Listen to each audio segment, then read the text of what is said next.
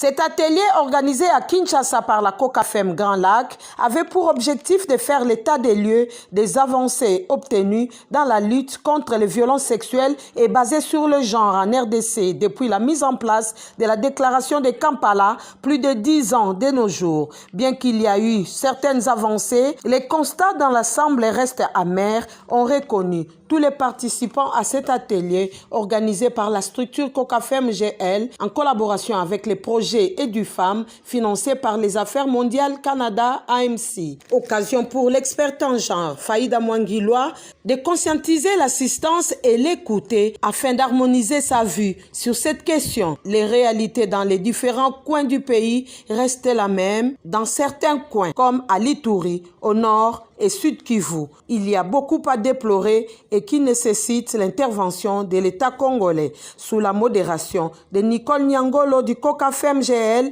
et coordonnatrice du projet EduFemmes, les participants à cet atelier national avaient aussi relevé l'activisme persistant des groupes armés étrangers et nationaux dans l'Est de la RDC. Ajoutez à cela les pesanteurs socioculturelles poussant les membres de la communauté au non-respect des lois. Ces derniers continuent à la place à recourir aux arrangements à l'amiable. Autre défi, la non-indemnisation des victimes de violences sexuelles détenant des jugements rendus, aussi l'insuffisance des moyens pour renforcer les mécanismes d'alerte communautaire et d'assurer une large vulgarisation de la déclaration de Kampala sur les VSBG. A signaler par ailleurs que bien avant cela, cette délégation de la COCAFEM GL s'était rendue tour à tour à l'Assemblée nationale et puis au secrétariat général du ministère du Genre, Famille et Enfants et à celui de l'enseignement primaire, secondaire et technique